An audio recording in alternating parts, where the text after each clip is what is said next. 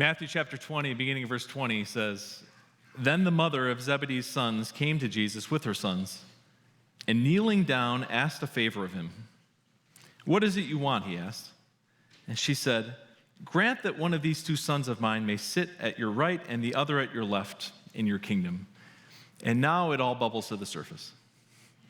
After all this time Jesus has spent with his disciples, now this issue of their real deep down motivation has bubbled up to the surface for all to see. And Jesus hears these two disciples come to him with their mother, and their request is, 'Lord, won't you make us vice presidents in Christ Incorporated when it's time to go full global? We want to have corner offices in Jesus Enterprises when it's time for the movement. We want to get in at the ground floor and be in a position of power and authority.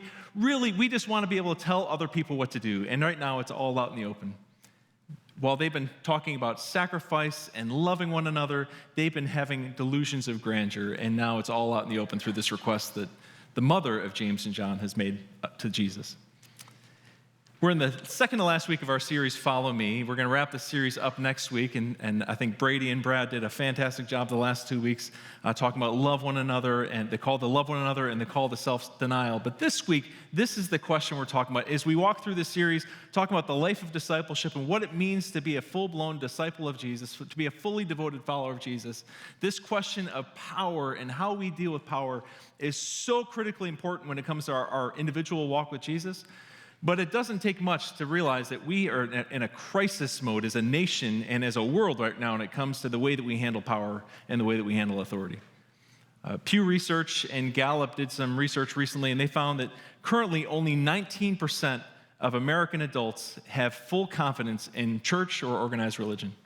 They found that only, I think it's 13% of adults in the United States have full confidence in the Supreme Court.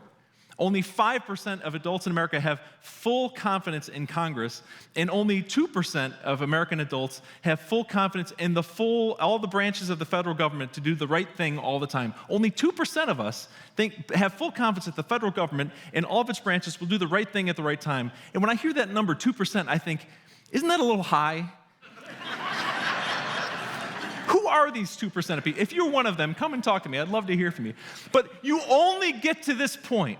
You only get to this point where there's such a lack of confidence in organized churches, in the Supreme Court, in the Senate, and in the federal government as a whole, and in local government. You only get to this point if something is fundamentally broken with the way that we handle power and authority. If there's something so fundamentally flawed that all we have are bad examples that have caused us to lose trust in those who have power and authority. And so it's critically important that we look at this passage this morning. As Jesus pulls his disciples aside and addresses this issue head on, James and John just serve it up perfectly to Jesus to make this extreme request for power through their mother, and Jesus is going to address this head on. It's really important. We ask this question: how do we in the kingdom of God handle power and authority in a way that is becoming of those who are part of the kingdom of God? My name is Steve Dunmire, and I want to say good morning to all of you here in the room at Painted Post, to all of our friends over in Elmira. We love you, Elmira. I want to say good morning to everyone gathered online, including my mother, Sharon Dunmire. Good morning, Mom. I love you, and glad you're joining us this morning. And I am so grateful to have this be official this morning. My friend David Drury reminded me this week that there are only a few things that churches install: carpet, doors, sometimes new sound system, toilets, and pastors. And so I know right where I stand, and I am so grateful to be installed here officially with you.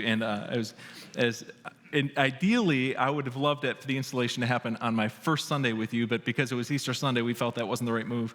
And actually, as Pastor Matt, by the way, Pastor Matt Pickering, one of the big draws to me to be at Victory is to get to be part of the Pickering's district. I just think the world of Matt and Carmen Pickering. So grateful for this chance to get to be a little closer to them. And so thankful to Pastor Paul for being part of this morning. So grateful that Paul and Chris are part of Victory and continue to be part of Victory. But as you were sharing the charge with me, I was thinking over so many of the conversations I've had with many of you, not all of you, but many of you, and I'm grateful that I had a chance to spend a few months getting to know you. And your faces and your stories were flashing in front of my mind as we were doing this morning. So grateful to be with you. By the way, we moved to town July 7th and 8th, so we're really looking forward to making that full move, and then you can't get rid of us for sure. But so how does Jesus respond to this woman? It says in verse 22 that Jesus said to her, "Oh, I'm so sorry. I just gave those places to Judas and Peter. Sorry." No, it says, "Oh, I'm sorry. My mom said I can only have 10 friends over, and you're the 11th and 12th. Sorry." No, he says to her in verse 22, "You don't know what you're asking. You don't even know what you're asking," which is a really intriguing answer from Jesus. You don't understand the full weight of the ramifications of what you're asking for me. And Jesus said to them, "Can you drink the cup I'm going to drink?" "We can," they answered. And Jesus said to them, "Oh, you will indeed drink from my cup, but to sit at my right or my left is not for me to grant. These places belong to those for whom they have been prepared by my Father." And when the 10 heard about this, they were indignant with the two brothers. So right off the bat, we've got a lot going on here. And I want to ask 3 questions as we jump into this passage that help to pull out some of what's happening here and help us to answer this question about how we deal with power and authority in the kingdom of God. And the first question is, who is their mother?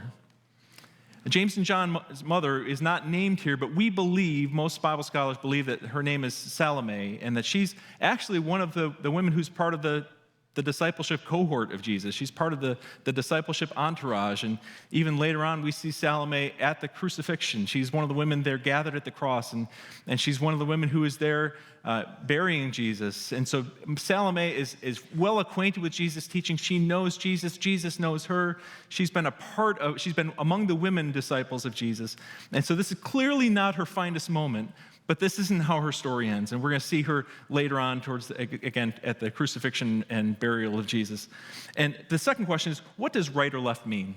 What does right and left mean? This is probably pretty transparent, because you think about being a right-hand man or being at the right hand of someone in authority. This is the idea of being in a position of power or prestige, and this is clearly what James and John and their mother mean. We want to be, you got 12 disciples, and that's all great. That's all well and good. Can we be the best of the two? Can we have the first and second places? We want to be at your right and your left hand. I know as a brother that whoever got the right seat is going to be upset or is going to be holding that over the person who got the left seat. With brothers, that's always going to be an issue. They're not concerned about that just yet. They just want to be at the right and the left of Jesus. And there's a clear drawing of power here. But when Jesus says, "It's not for me to give you those places have been decided by my Father," what we're seeing here is Jesus is looking ahead to a time when he will be high and lifted up, when his arms will be nailed to the tree and his feet will be fastened in place and his side will be pierced with a spear. And at that point, there will be a criminal on his right and there will be a criminal on his left. And when he says, "You don't know what you're asking," those places have been given. They have been decided by my Father to put in those places. And they say, "Oh, we can drink the cup you're going to drink." Oh, you don't even know what you're asking. And this is what makes it interesting that Salome is one of the women who is there at the crucifixion, because I can't help but imagine that at the day of Jesus' crucifixion on Good Friday, as she was there, one of the only ones left who was there watching the crucifixion, that as she saw Jesus up there spread wide on the cross, hanging, crucified, being mocked, that she looked at the criminal on the right and looked at the criminal on his left and thought, "Oh, my Lord and my God, you were right. I did not know what I was asking."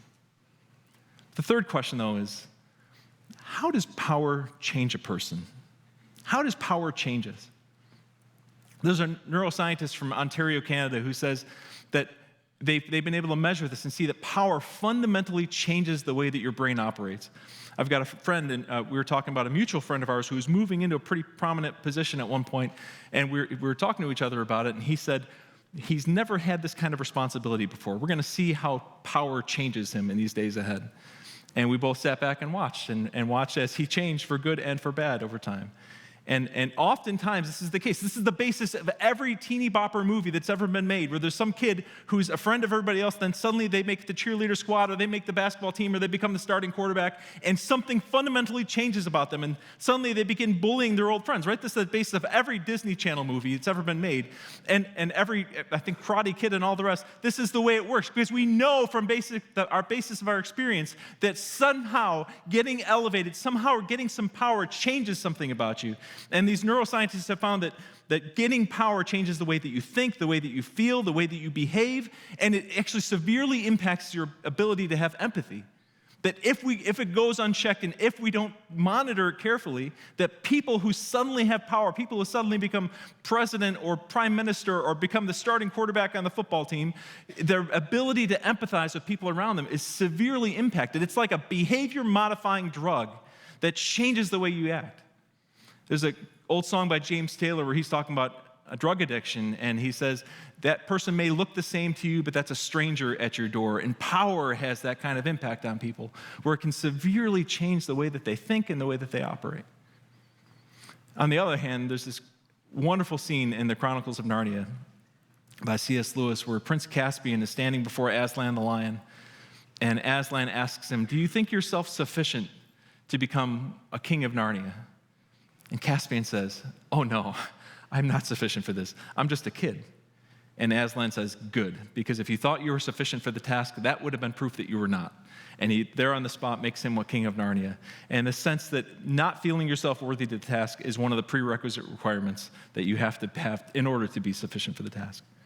But this drive to be in charge, this drive to have power, this drive to have authority, this drive to be able to tell other people what to do is wreaking havoc in our culture, and in our families, and in our communities, and in our workplaces. We have all, so many of us have the scars to show from the damage that has been done to us by people who took a heavy hand and were steering the ship of your life, or trying to dominate you, or tell you what you're to do, or to belittle you and demean you. And we're seeing all the ramifications for this. And so I want you to think this moment, to take this passage as an opportunity to think about your own little kingdom. We've all got a little kingdom. You may have a small, medium, large, or extra large kingdom, but we've all got a small kingdom. This little domain that we get to decide how things go. And you may have a family, or you may have a spouse who's trying to control you, or a spouse that you're trying to control, or you may have a classroom, or people who work for you, or you may have a boss that you work for who is just making your life miserable. You may have a little dog that you get to tell what to do, or you may have a little dog that tells you what to do. That's usually how that one operates. But I want you to just think about your little world and think about your relationship with power and a sense of a loss of control, a sense of wanting to have more control, or the bad examples that you've had in the past that maybe you've integrated in one way or another without even really realizing. Because now we have the perfect storm. Jesus is gathered with the 12 disciples. The 10 of them are, the other 10 are furious. They're livid with James and John, and they're at each other's throats over this, and they're frustrated with Salome, and there's a great kerfuffle that's rise up here, and Jesus now turns he gathers the 12 of them together, and this is what he says to them. This is the heart of what we're talking about this morning, verse 25. Jesus called them together and said, you know how the rulers of the Gentiles lord it over them. You know this. I don't need to tell you about this. And that their high officials exercise authority over them. Not so with you. Instead, whoever wants to become great among you must become your servant.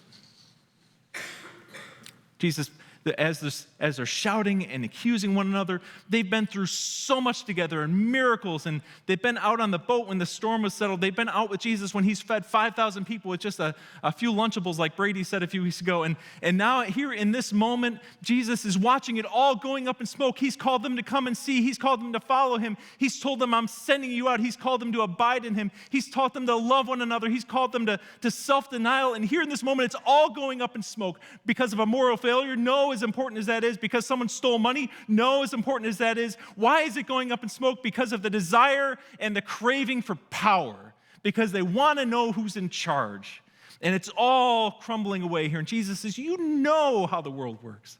You know how everyone out there handles it. You know those examples out there that have driven you crazy and ruined your day and ruined your week and ruined jobs that you love. You know how the world works. Not so with you.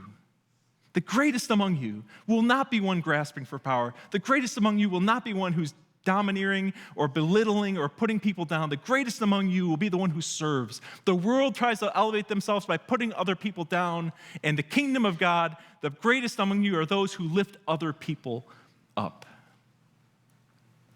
One of the greatest examples of how Jesus showed this to his disciples and showed this to us was in the upper room when the disciples had gathered.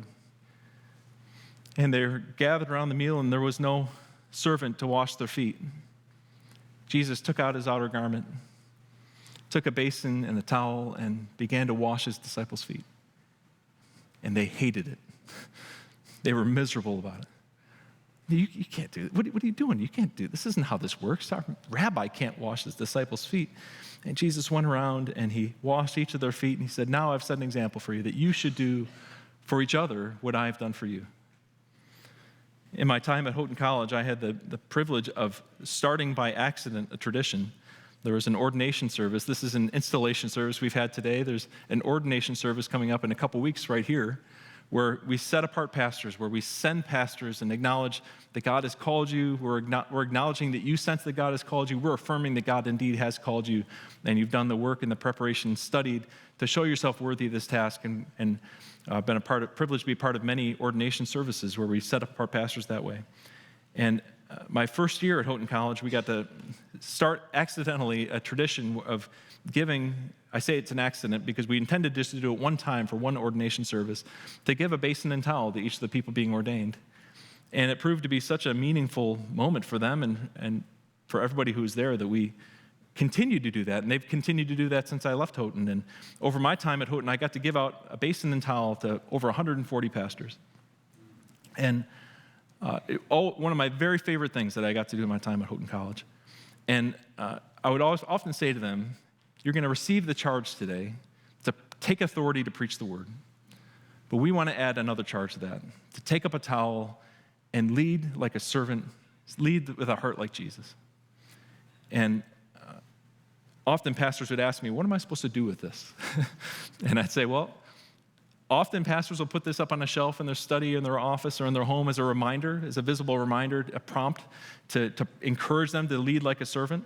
I've known one pastor who told me that they were doing a baptism service and they had somebody who couldn't get into the water, and so they were trying to figure out what to do, and he knew what to do and grabbed his bowl and used that to pour the water over the person to baptize them. I thought that was beautiful. I know of at least one person who they were having guests over for dinner, didn't have a big enough bowl for the spaghetti, and so he grabbed... You know what I've never heard of anybody doing? I've never heard of anybody using this bowl to actually wash somebody's foot.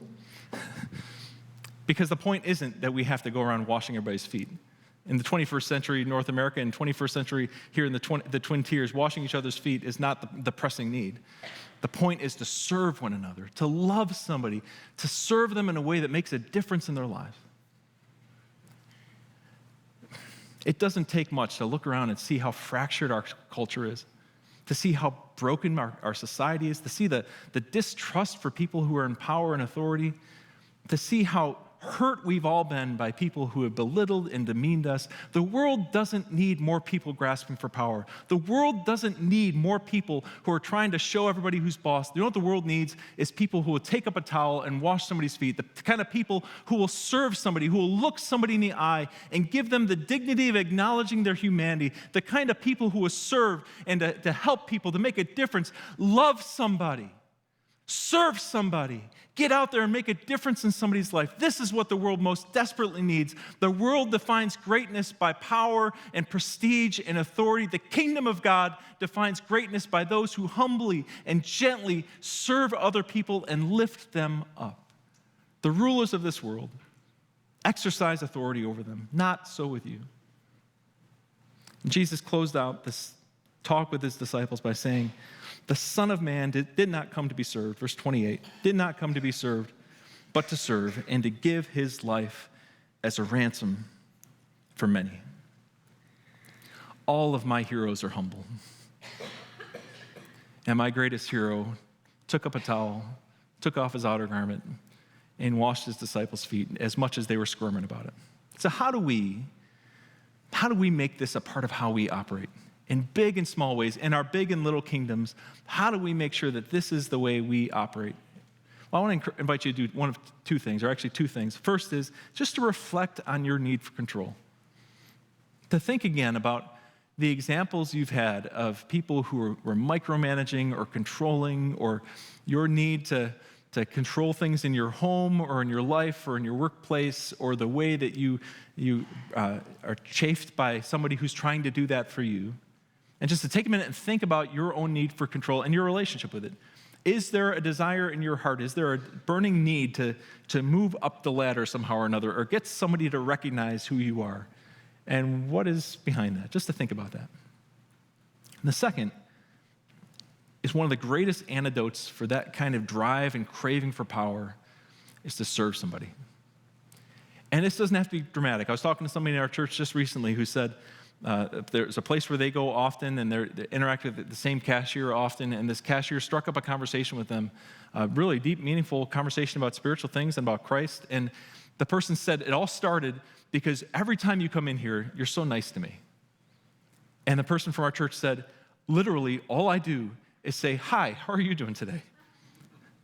Which seems so silly, that such a small little gesture, but in this day when common courtesy and common decency is so rare, simply looking somebody in the eye, somebody who's doing a job like a cashier or a parking lot attendant, looking them in the eye and saying, how are you today? I hope you're having a good day today, has such big ripple effect because it's so rare. So just look your cashier in the eye. Ask them how they're doing. Let somebody cut in front of you in line. Choose the slow lane on purpose. I have a knack for choosing the slow lane by accident. Go looking for it on purpose. Just find little ways that don't take a lot of time, don't take a lot of effort, don't take a lot of planning to just stop, slow down, and notice the person in front of you and say, how are you doing today? Is there anything I can do? If you see somebody struggling with little kids or struggling to load their groceries up, you might spook them out a little bit because we don't help each other with those sorts of things anymore, but it might make a big difference. I love this line from Bob Goff. He says, when I say I don't have time, what I really lack is compassion. People own watches. Love owns time. I got to see all of this in action not too long ago with a couple that Tammy and I know. I'll call them Rachel and Evan because those are their names. And we got to know Rachel and Evan. Evan was in a Bible study with me, and Rachel was working with my wife Tammy, and I'd come home talking about Evan. What a nice young man this is, and how fun it was to get to know him. And Tammy'd come home talking about Rachel and how delightful she was. And then I got to meet Rachel, and she got to meet Evan. And this is going on for a while. And then one day we found out that Rachel and Evan were talking to each other, apart from us, totally separate from us, but they were talking to each other the way that young, unattached people do. And we said, oh, isn't that interesting? This would be really intriguing. And found out that that Rachel was a little bit unsure about Evan, if he was the right one, if she should pursue this relationship. But when she found out that Evan was in a Bible study with me, she kind of perked up a little bit and was asking Tammy questions about, what does Steve think about Evan? Is he a good guy? And so we were able to vouch for him. And soon, next time I saw Evan, I mentioned Evan and said, so, Rachel, huh? And he said, how do you know Rachel? So we explained the story that Rachel works with Tammy, and so I just mentioned that to him, and he was kind of put back a little bit, and then he said, wait a minute, she's talking about me. She's talking about me. And suddenly he was emboldened in this relationship. Well, one thing leads to another. They began dating, and about a year or so later, they got engaged, and they called me up on the phone, and they asked me if I would officiate their wedding, which is a real treat, and they asked Tammy if she would if Tammy would go dress shopping with Rachel. And so it was just really sweet for this couple that we had gone through so much with. It was really a joy to be part of their day. And when Tammy was out dress shopping, almost like an aunt with Rachel for her wedding dress, Rachel mentioned somewhere during that day about how their plan, the wedding rehearsal or the wedding reception, was that they and their bridal party were going to serve their guests their meal. That they wanted to be there, and up front as people were getting their meals, that they'd be the ones serving. And Tammy and some of the other women said, oh, honey, you don't have to do it. You know, your wedding day is so busy. You've got so much to do. That might seem like a good idea, but that's a lot to take on. Somebody else can serve the food. And she said, no, it's as we're looking over our guest list and all the people who will be there, these are all the people who have shaped us and invested in us and made us who we are. And we thought this is a wonderful way just for us to express our gratitude to them for investing in us and pouring so much love and attention in us and making us who we are. And we said, okay, that's pretty beautiful. And so the wedding day came, and I led the ceremony, and they shared their vows and pronounced them husband and wife, and we went to the reception, and I was looking forward to this moment. I thought, this will be really, really sweet when somebody stands up with a microphone and explains why the bride and the groom and the bridal party are the ones serving the meal. But instead, nobody did that. it came time for the meal, and they just started dismissing us by tables. And I was kind of frustrated, to be honest. Like, no, this is so sweet. Somebody needs to explain what's happening. Somebody needs to give a speech. I know somebody could give the speech. Why don't I get up and I'll share what's going on here? But I said I restrained myself. I'd already given one talk that day, so I thought I'll just go through the line. And so I got up there, and when it came time for the meal, Rachel and Evan and their bridal party went over and they put on aprons. And it was such a striking image to have the bride with an apron over her wedding dress, and the groom with an apron over his suit, and this whole bridal party all decked out to the nines.